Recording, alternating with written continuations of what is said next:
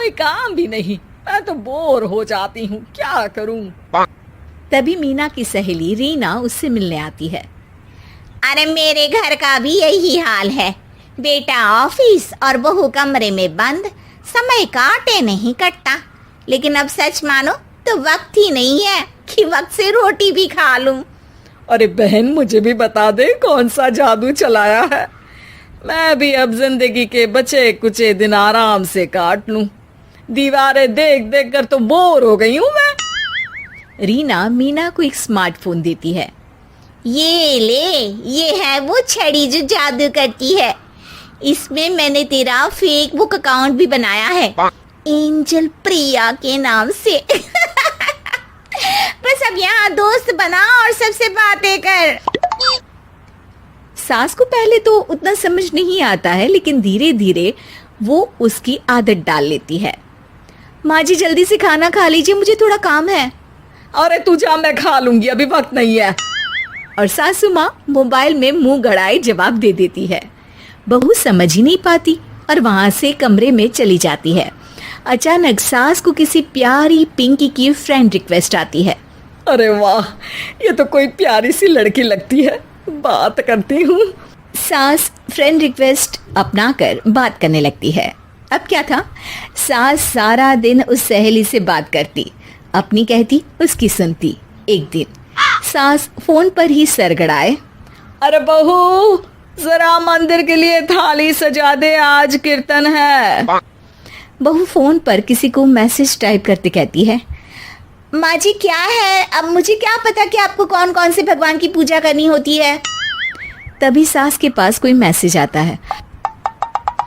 अच्छा ठीक है, रहने दे, मैं ही कर लूंगी। अब मैंने मना थोड़ी ना किया है, कर देती हूँ मैं। अब मैंने भी बोला ना कि थोड़ी देर में बात करती हूँ, तो मैं ही कर लेती हूँ, तू जा अपने कमरे में। बहू वहां से चली जाती है। सास मंदिर पहुंचती है और मंदिर की सीढ़ियों पर बैठकर सास फोन पर लिखती है, अरे मेरी बहू सारा दिन अपने कमरे में बैठी रहती है। वहां से रिप्लाई आता है, मैं आपकी बहू को तो जानती नहीं हूँ, लेकिन हाँ एक बात है, हो सकता है आपने उसे ताने दिए होंगे या फिर उसका दिल दुखाया होगा। ऐसा करने पर बहुओं का मन ससुराल से हट जाता है। याद रखिए, बहू और बेटी में फर्क होता है। सास घर जाती है और बहू से बड़े ही प्यार से बात करती है, उसके लिए खाना बनाती है, उसे गिफ्ट में साड़ी भी देती है। जिसके बाद अगले दिन, माँ जी चलिए, आज मैं भी आपके साथ मंदिर चलती हूँ, आते वक्त भोले भैया के गोलगप्पे खा कर आएंगे। अरे हाँ बहू, ये तो अच्छा है, चलो। सास मन में सोचती है कि उसकी फेक बुक वाली दोस्त कितनी अच्छी है। उसके समझाने से उसे उसकी बहू वापस मिल गई। वो बहू को अपनी दोस्त के बारे में बताने का सोचती है, लेकिन फिर चुप हो जाती है। बहू फोन पर टाइप करती है, मेरी सास मुझे नौकरानी समझती है, एक गिलास पानी तक खुद नहीं लेती। मन तो करता है कि बोल दूं, मैं बहू हूँ, कोई नौकरानी नहीं। वहां से रिप्लाई आता है, देखो तुम्हारी सास को तो मैं भी नहीं जानती, लेकिन वो बुजुर्ग होंगी, पूरा जीवन उन्होंने घर गृहस्थी चूल्हा चौका में निकाल दिया। और फिर तुम ये भी मत भूलो कि जिस पति पर तुमको इतना गर्व है, उसे भी शिक्षा उन्होंने ही दी है। तो जिसने तुम्हें इतना दिया, क्या तुम उनकी थोड़ी सी सेवा नहीं कर सकती? बहू भी अगले दिन से सास का सारा काम करती, उनके पैर दबाती, उनका ख्याल रखती, उनके साथ घूमने जाती। एक दिन सास, बहू ये लो मेरा हीरे का हार। पहले तो सोचा था कि अपनी बेटी को दूंगी, लेकिन आज जब मेरे हाथ पैर में दर्द था तो तुम मेरा साथ दे रही थी।